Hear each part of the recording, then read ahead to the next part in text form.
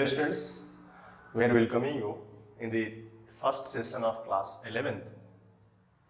ये first chapter है 11th physics का, वो हमारा टॉपिक होगा वेक्टर एंड स्केलर। सो आप लोग को ये टॉपिक बहुत इंपॉर्टेंट है क्योंकि हमारा स्टार्टिंग टॉपिक होगा 11th का। तो हम लोग आज इसमें देखेंगे क्या क्या हमें पढ़ना है।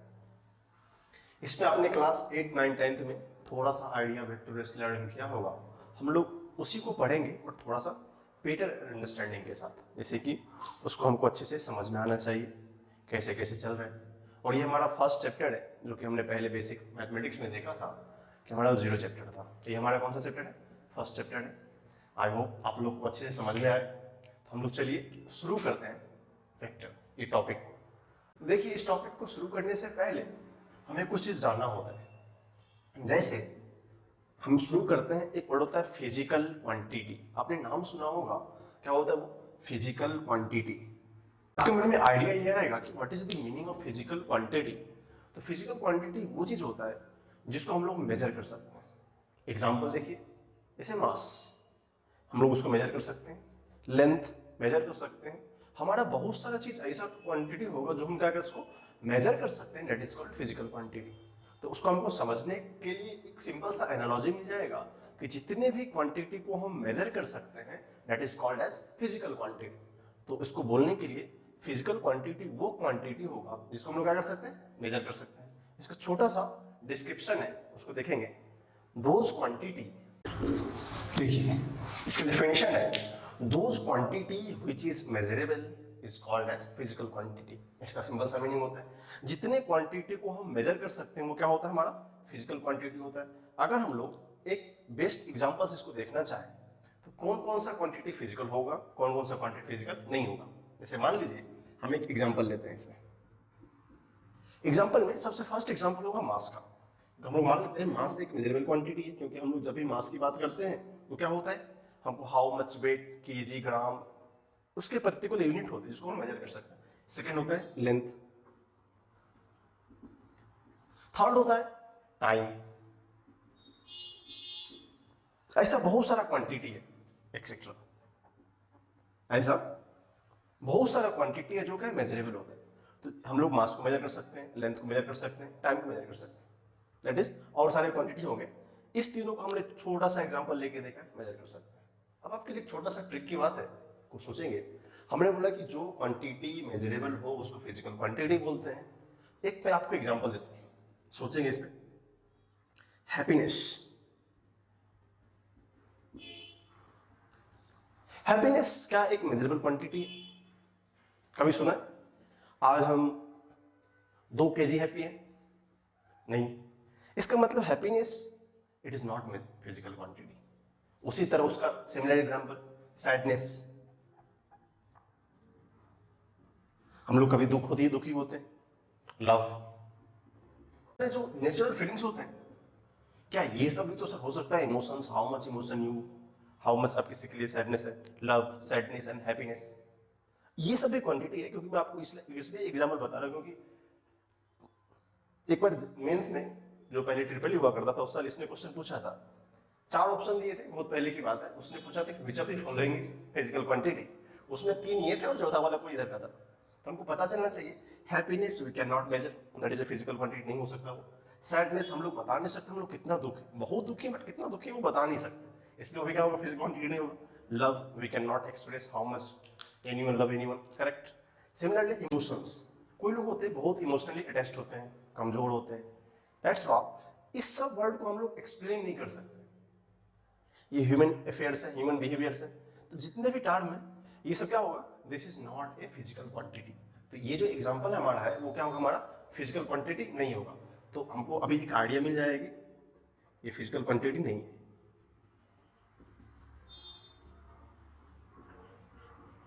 ये क्या है, नॉट फिजिकल क्वांटिटी। तो हमको एक डिफरेंस समझ में आ गया कि फिजिकल क्वांटिटी है क्या और फिजिकल क्वांटिटी कौन नहीं है। अब होने के लिए एक कंसीडर होगा कि जिसको हम लोग मेजर कर सकते हैं, जो ऊपर का एग्जांपल था, जिसको मेजर नहीं कर सकते वो फिजिकल क्वांटिटी नहीं होगा। इस छोटे से एग्जांपल को लिखिए, फिर हम लोग नेक्स्ट चीज देखें।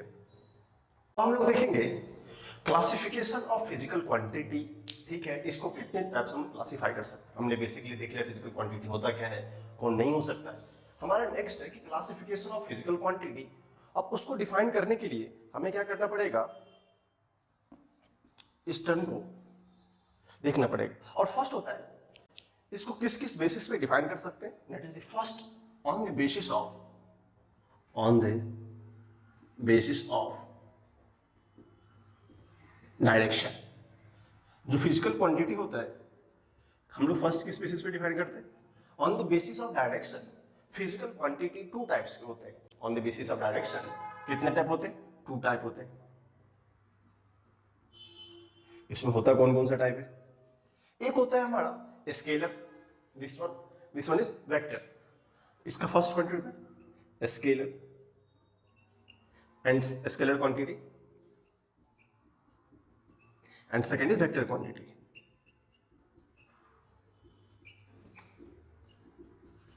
हमने देखा कि इस on the basis of direction इसका क्या होता है, दो टाइप होता है, एक होता है स्केलर, सेकंड होता है वेक्टर।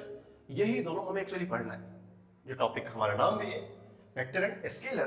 तो हमने देखा कि फिजिकल क्वांटिटी उसके दो टाइप होंगे on the basis of direction. उसका होगा फर्स्ट स्केलर टाइप, सेकंड होगा वेक्टर टाइप। इसी दोनों को हमको पढ़ना है। तो यहां तक नोट कीजिए, फिर नेक्स्ट हेडिंग लगाएंगे स्केलर क्वांटिटी। हमने क्लासिफिकेशन देखा scalar quantity, vector quantity. Now we are explaining what is scalar quantity. A scalar quantity which can be described completely by its magnitude only does not require any direction. अगर जो थोड़ा सा और हम लोग polarise करें, समझने की कोशिश करें, तो होता क्या है, स्केलर क्वांटिटी वो होता है जो ओनली कंटेन्स मैग्नीट्यूड। सिर्फ क्या होता है, ओनली मैग्नीट्यूड। मैग्नीट्यूड होगा, डायरेक्शन नहीं होगा, वो कौन सा क्वांटिटी होता है, हमारा स्केलर क्वांटिटी होता है। अब इसका कुछ एग्जांपल देख लीजिए, अगर ये आपने पढ़ा होगा। फर्स्ट एग्जांपल मास। अब मास बोलेंगे, हम लोग बोलते हैं 2 kg 3 kg, डायरेक्शन होता है क्या, किधर 2 kg 3 kg, नहीं ना। फिर होता है time, speed, distance, energy, power, etcetera. This is the examples. हमसे कोई पूछेगा स्केलर क्वांटिटी होता क्या है, तो स्केलर क्वांटिटी वो क्वांटिटी है जिसके पास सिर्फ मैग्नीट्यूड होता है, डायरेक्शन नहीं होता है। सिंपल है कि completely magnitudes only does not require in directions, that is, इसको हम लोग इजीली लैंग्वेज में लिख सकते हैं कि only magnitude not direction. Example है mass, time, speed, distance, energy, power and more things will come. So आप इसको लिखिए। Scalar quantity obey, scalar quantity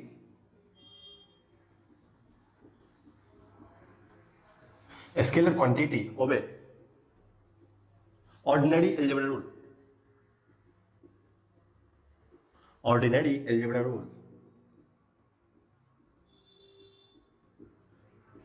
ये कौन सा होगा, अगर इसको एग्जांपल देखो तो जिस तरह हमने पढ़ा है 2 + 2 4 होता है, जस्ट लाइक स्केलर भी क्या करेगा, वो फॉलो करेगा। 2 + 2 2 + 4 6 एंड 1 - 2 -1, 1 + 4 5 एक्सेट्रा।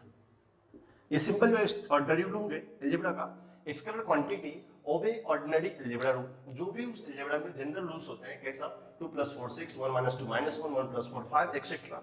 इस तरह का रूल क्या करता है, वो स्केलर क्वांटिटी फॉलो करता है। इसमें हमने एक और मेन एग्जांपल देखा था, आप एक दो एग्जांपल और ऐड कर लीजिए इसमें। इलेक्ट्रिक करंट सबसे इंपॉर्टेंट है, इलेक्ट्रिक करंट एंड एक्सेट्रा। इसको लिख लीजिए, ये हमारा ब्रीफ डिस्क्रिप्शन अबाउट है। हमें इतना डीप में स्केलर नहीं पढ़ना, बिकॉज हमने क्लास 8 9 में इसको अच्छे से पढ़ा है। तो हमारा शॉर्ट फॉर्म इंफॉर्मेशन है अबाउट स्केलर क्वांटिटी। इसको अच्छे से लिखिए, फिर हम लोग नेक्स्ट क्वांटिटी की ओर चलेंगे। Vector quantity. वेक्टर क्वांटिटी होता क्या है, physical quantity which have magnitude and direction both and also follow the triangle law of vector addition. हम लोग इस टर्म को बाद में डील करेंगे, what is the meaning of triangle law of vector addition. ये पार्ट हम बाद में इसको एक्सप्लेन करेंगे।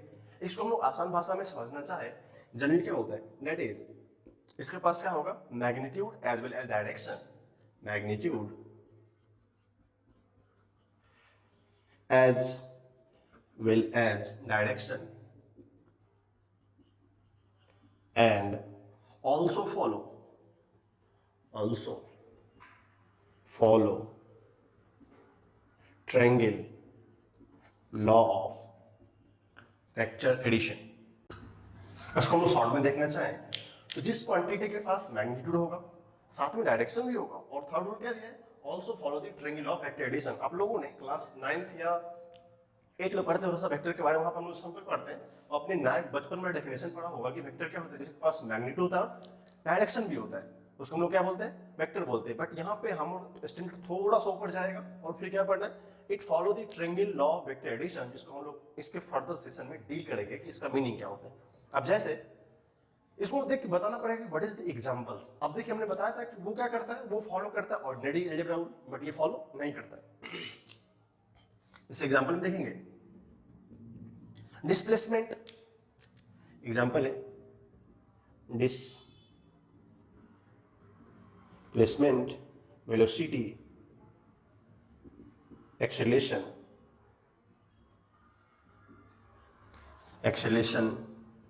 Force, etcetera. इतना कुछ होगा। ये एक्स्ट्रा डिस्प्लेसमेंट एग्जांपल होगा, वेलोसिटी होगा, एक्सेलरेशन होगा, फोर्स होगा, और बहुत सारे एग्जांपल्स आएंगे। इस डेफिनेशन को इस एग्जांपल के साथ अच्छे से लिख लीजिए, लिखा होगा। अब देखिए नेक्स्ट होता है, हमने देखा कि हमको चलिए इसका क्वांटिटी डीप में पढ़ना नहीं, वेक्टर के बारे में अच्छे से पढ़ना है। देखिए हमने एग्जांपल्स देखा, अब होता है कि what is the representation of vector. अब रिप्रेजेंटेशन ऑफ वेक्टर का मतलब होता है कि हम लोग वेक्टर को रिप्रेजेंट कैसे करते हैं। जैसे मान लीजिए हम बोलते हैं कि कोई वेक्टर है, कुछ समथिंग क्वांटिटी का नाम है, इसका मतलब उसका कुछ ना कुछ तो साइन होगा या सिंबल होगा। इसका मतलब क्या होता है, सिंबल ऑफ वेक्टर क्या होता है या रिप्रेजेंटेशन ऑफ वेक्टर क्या होता है। इसको दो वे से डील करते हैं, फर्स्ट होता है ज्योमेट्रिकल वे, सेकंड होता है मैथमेटिकल वे। तो हम लोग फर्स्ट देखते हैं ज्योमेट्रिकल मीनिंग क्या होता है, geometrical representation of vector. First है ज्योमेट्रिकल रिप्रेजेंटेशन ऑफ वेक्टर। देखिए ये जो हमारा होता है फर्स्ट रिप्रेजेंटेशन ऑफ वेक्टर, वो क्या होता है, ज्योमेट्रिकल रिप्रेजेंटेशन ऑफ वेक्टर। उसको कैसे रिप्रेजेंट करते हैं, the vector is represented by a line with an arrow indicating the direction of the vector as. ये क्या होता है, ये लाइन, ये और ये टेल पॉइंट होता है, इसको हम लोग बोलते हैं हेड पॉइंट। ये क्या होता है, टेल और ये हेड। इस लाइन को रिप्रेजेंट करते हैं वेक्टर से। जब क्या होता है, एक एरो किसको रिप्रेजेंट करता है, डायरेक्शन को। ये जो एरो है क्या करते हैं, डायरेक्शन रिप्रेजेंट करता है। ये क्या करता है, हमारा डायरेक्शन रिप्रेजेंट करता है। और उसका एक पॉइंट होता है हेड, दूसरा पॉइंट होता है टेल।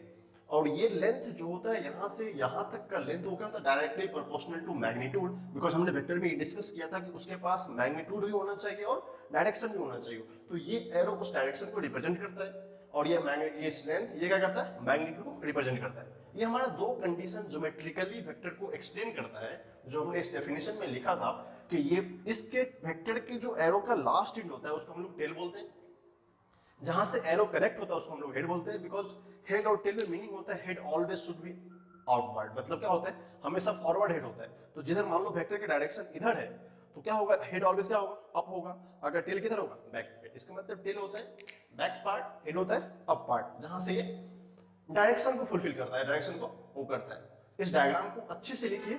और ये दिस रिप्रेजेंट्स लेंथ, इसको मान लेंगे हम लोग लेंथ। ये लेंथ क्या होता है, मैग्नीट्यूड को रिप्रेजेंट करता है। और ये क्या होता है, इस टर्म को एरो बोलते हैं। तो सिंपल इसको देखना जाए तो हम लोग को लगेगा कि एक ऐसा वेक्टर होता है just like this, this is the symbol of vector.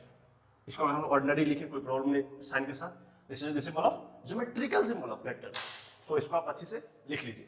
इनका मीनिंग ये होता है, how can we write mathematically.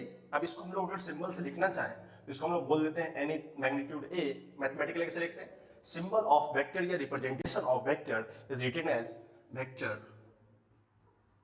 Vector representation is like this. ये this is the symbol of vector. हमने क्या किया, मान लिया वेक्टर कोई ए होगा, जिसको हमने मैथमेटिकली कैसे एक्सप्लेन किया, उस पर एक नया सा एरो बना दिया, that is the symbol of vector. ठीक है। अब नेक्स्ट हमारा होगा मैग्नीट्यूड ऑफ दिस वेक्टर। अब देखो हमने दो बात की थी, सिंबल में क्या होता है, this contains direction and this contains magnitude. तो जो ए है वो क्या करता है, मैग्नीट्यूड को कंसीडर करता है, और जो एरो क्या करता है, डायरेक्शन कंसीडर करता है। तो वेक्टर का इनिशियल पार्ट तो कवर हो रहा है, जिससे हम बोल सकते हैं रिप्रेजेंटेशन ऑफ वेक्टर है। कैसे, mathematically we can write this. इसका डायग्राम कैसे होगा, तो मान लीजिए एक ऐसा वेक्टर है जिसको हमने रिप्रेजेंटेशन को इस एरो को रिप्रेजेंट किया, तो ये वेक्टर कुछ इस तरह होगा। ये इसका सिंबल होता है, ये इसका ज्योमेट्रिकल मीनिंग है, और ये इसका मैथमेटिकल मीनिंग है। तो हमने एक दोनों को साथ लिखा, कभी हमको फ्यूचर में इन सेंस दिखाई देगा कि this is the geometrical meaning, this is the mathematical meaning, तो इसका हम लोग क्या बात करेंगे, vector A is represented as like and mathematically written as like. बोल सकते हैं वेक्टर ए को ज्योमेट्रिकली ऐसे लिख सकते हैं और मैथमेटिकली ऐसे लिख सकते हैं, ठीक ना। अब इसको देखिए, अब नेक्स्ट टर्म होता है what is the about magnitude. Magnitude का मीनिंग होता है, हमने थोड़ा सा इसको एक्सलेट करना है, मीनिंग पे देखेंगे। Magnitude of vector A, magnitude of vector ए, इसको क्या बोल सकते हैं, दिस इज। अब हम लोग इसको रीड कैसे करेंगे, इस क्वांटिटी को, इसको ऑलवेज क्या रीड करेंगे, मैं इसको लिख देता हूं रीड एज, इसको कैसे रीड करेंगे, वेक्टर ए, ऐसा देखते क्या बोले, इसको कैसे रीड करेंगे लोग, वेक्टर ए। ये हमारे रीडिंग सेंस की बात होगी कि हम लोग जब भी देखें यहाँ पे ए भी हो सकता है, बी भी हो सकता है, सी भी हो सकता है, तो vector A, vector B, vector C, vector D, but ये क्वांटिटी बीच वाला बदल जाएगा, बट इसका रीडिंग क्या होगा, सेंस सेम ही रहेगा, vector A, vector B, vector C, like that ये प्रोनाउंस्ड होगा। नेक्स्ट होता है magnitude of vector A, that is this, उसको कैसे लिखते हैं, ये ऐसे लिखते हैं, mod of this vector is equal to A. अगर मैग्नीट्यूड की बात होगी तो हम क्या करते हैं, एक नया सा मॉड लिखते हैं इस डायग्राम में, इसको बोलते हैं mod of vector A is equal to A, this is always positive. ये क्या होगा हमारा ऑलवेज, ये जो वैल्यू आएगा क्या होगा हमारा ऑलवेज पॉजिटिव रहेगा। तो जब भी हमको बात आए कि मैथमेटिकली उसका मैग्नीट्यूड लिखना होगा, तो mod of vector A is equal to A, उसका मैग्नीट्यूड होगा ऑलवेज पॉजिटिव होगा, वो कभी नेगेटिव नहीं हो सकता। इसलिए वेरी इंपॉर्टेंट लाइन है कि आप याद रखेंगे, ऑलवेज क्या रहेगा, वो पॉजिटिव रहेगा। इसको लिखिए अच्छे से, फिर हम लोग आगे चलते हैं। अभी तक देखा कि रिप्रेजेंटेशन मैथमेटिकली कैसे लिखते हैं, ज्योमेट्रिकली कैसे लिखते हैं, वेक्टर दिखता है कैसा। अगर इसको थोड़ा सा और मैं क्विक समरी में बता दूं तो इसका थोड़ा सा मीनिंग होता है, हमने इसको क्या बोला था, दिस इज टेल पॉइंट, हम लोग टेल को टी से हेड करेंगे, रिप्रेजेंट करेंगे और इसको हेड पॉइंट करेंगे। अब क्या होता है, ये इसका इनिशियल पॉइंट होता है, ये इसका फाइनल पॉइंट होता है, ये इसका डायरेक्शन शो करता है, ये जो सिर्फ लेंथ होता है वो क्या होता है, उसका मैग्नीट्यूड होता है। अब देखो हमने दो चीज की बात की, मैग्नीट्यूड को डिस्कस करना एक बिग कंसर्न नहीं है, क्योंकि अब 2, 4, 6, 7 पूरा बेसिक मैथमेटिक्स आप पढ़ के आए, उसमें से आपने क्लास 9, 10 में पढ़ा है। बट एक मेन सा डायरेक्शन कैसे डिफाइन करते हैं, सर डायरेक्शन का पता नहीं है, हम लोग क्या करेंगे, बेसिक नॉलेज ऑफ डायरेक्शन देखेंगे। नॉलेज ऑफ डायरेक्शन है क्या, हमको डायरेक्शन का मीनिंग क्या पता होता है। तो हमारे नेक्स्ट हेडिंग होगा, वो होगा नॉलेज ऑफ डायरेक्शन।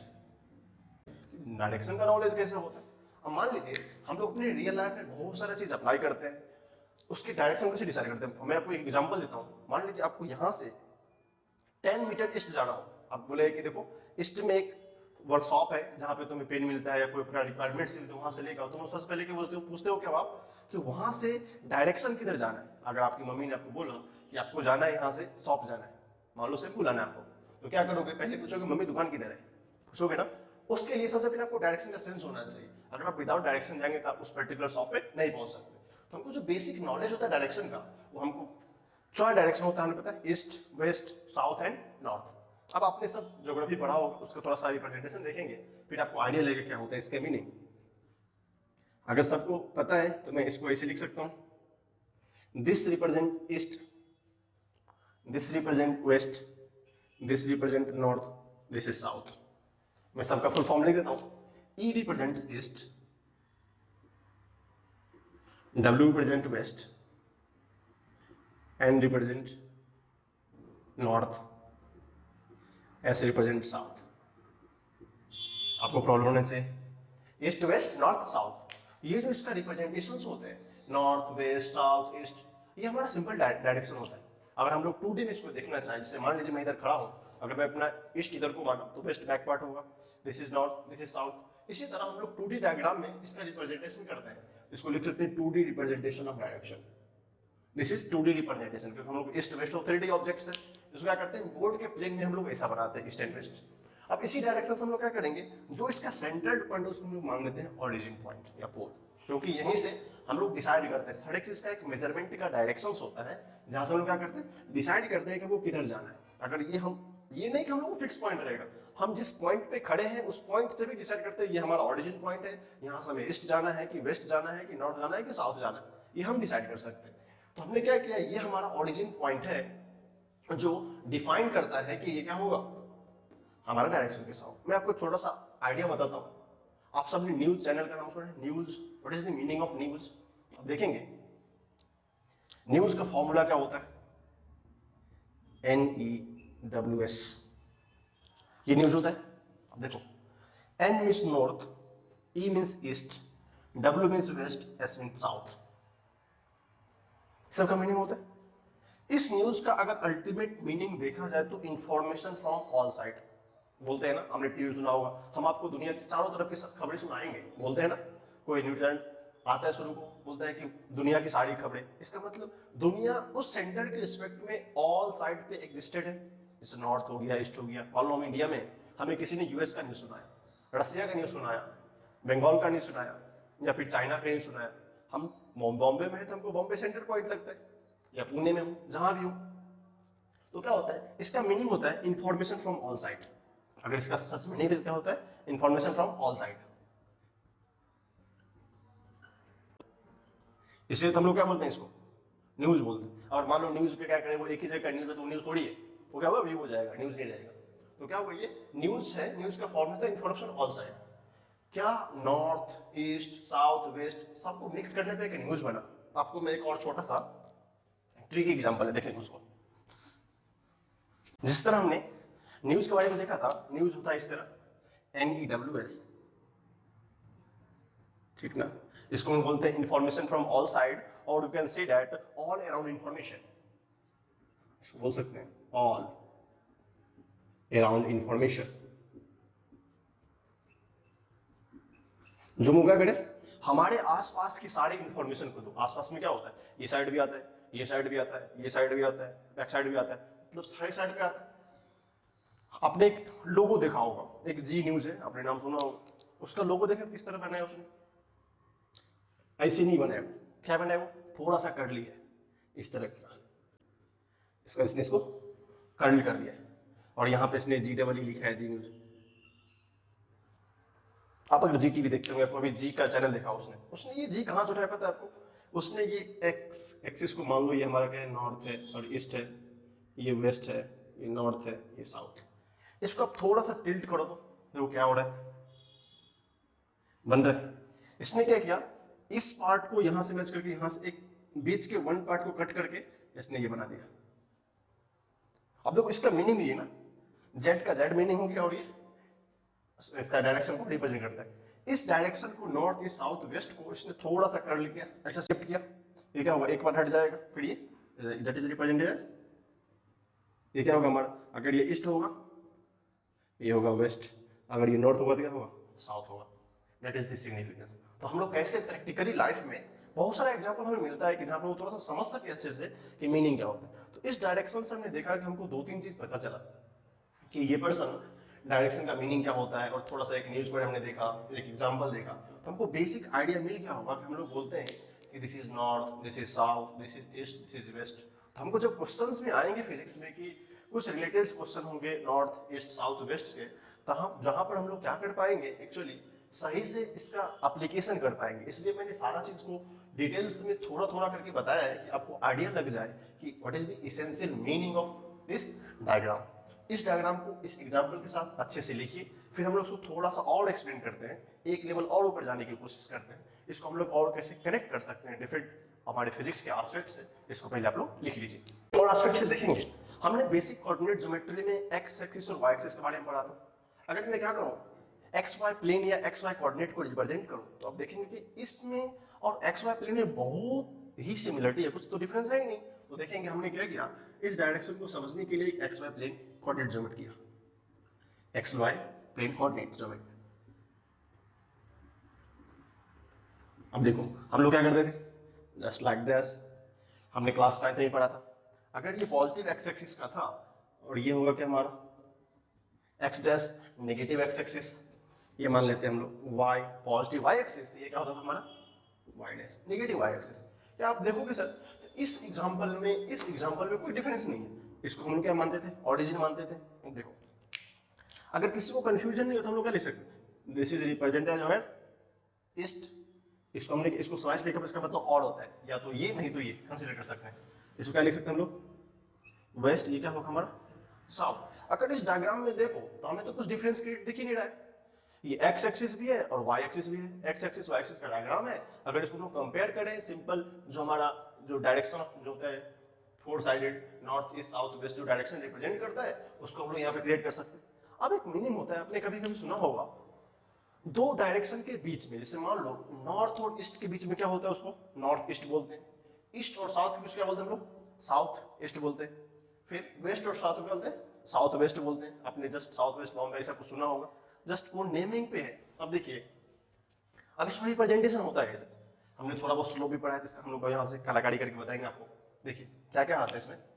यहाँ से अगर कोई लाइन 45 बनाते हुए इधर को जाए और 45 बनाते हुए इधर को आ जाए, तो ये जो लाइन होता है इसका एंगल कितना हमारा 45 डिग्री होती है। कितना होगा वाइट ज्योमेट्री 45 डिग्री होगा।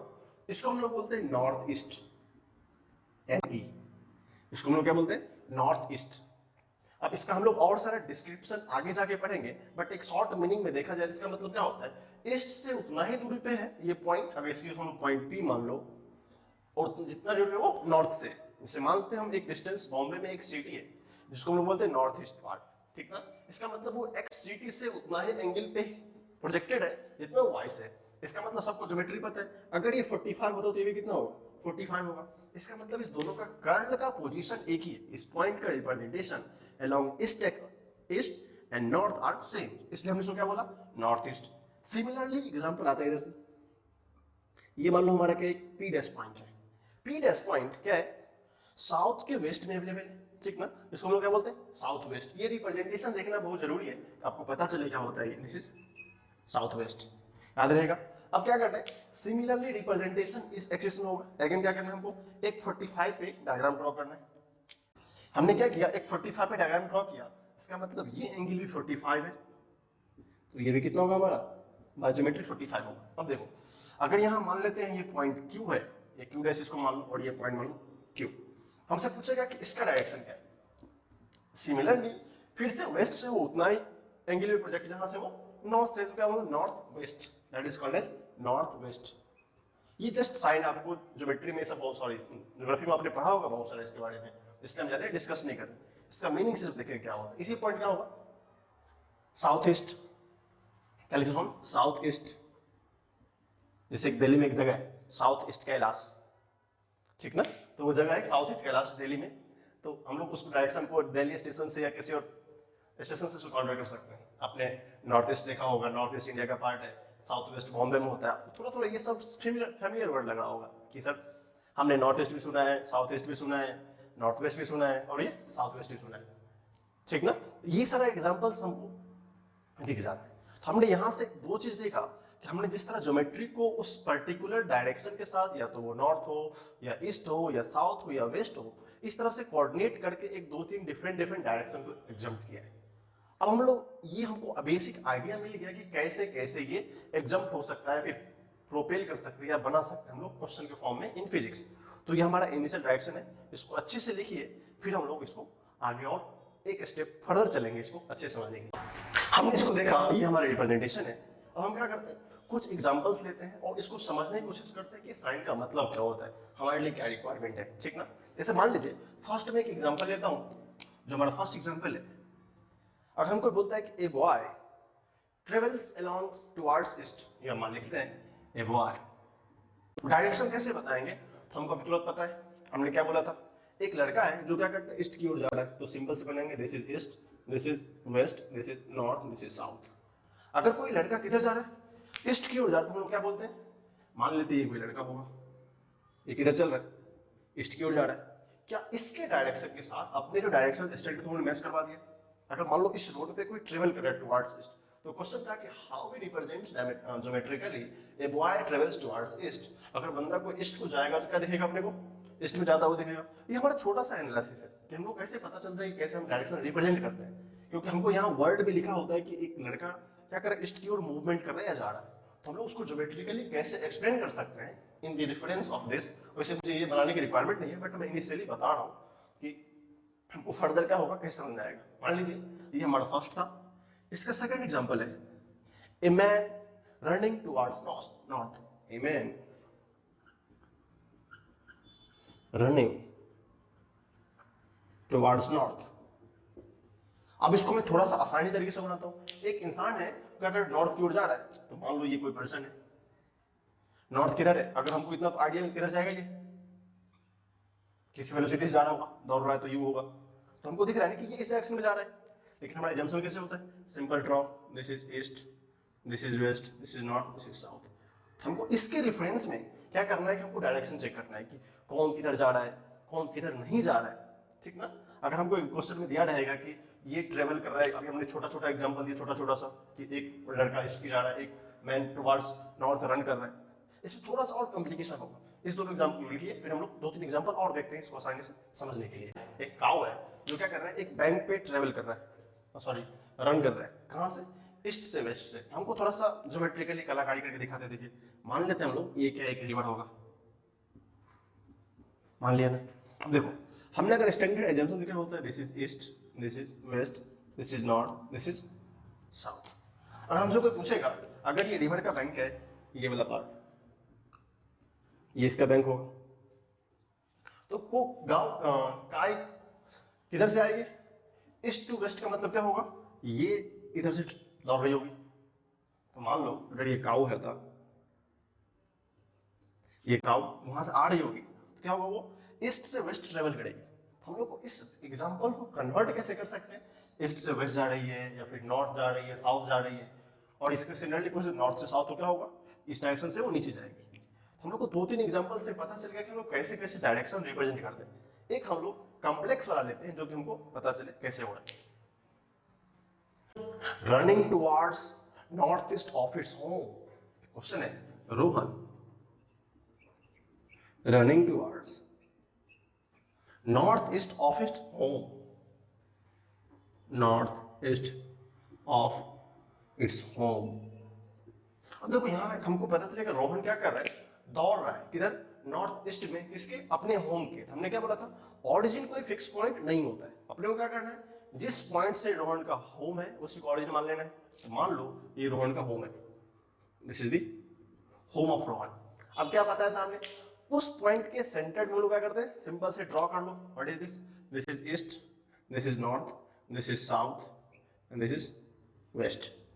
हमने क्या पढ़ाया था, नॉर्थ ईस्ट का मीनिंग है कि कुछ इस डायरेक्शन में जाएगा, वो बताया था ना। वो एंगल कितना होगा, दिस इज 45 डिग्री। तो जो रोहन रन कर रहा होगा उसका डायरेक्शन कैसे रिप्रेजेंट करेंगे, वो किसी डायरेक्शन में वो जा रहा होगा, दैट इज रोहन। आपको इस एग्जांपल से थोड़ा बहुत आइडिया लग गया होगा कि हम लोग डायरेक्शन को कैसे कैसे मैनिपुलेट कर सकते हैं, अरेंज कर सकते हैं, क्वेश्चन के अकॉर्डिंग लिख सकते हैं। तो हमने जो आज देखा नॉलेज ऑफ डायरेक्शन में, और हमने कोऑर्डिनेट ज्योमेट्री में देखा था स्लोप कैसे लिखते हैं, वो सब part we are well known in basic mathematics. So write this example, now we are moving to the next part, so after this diagram.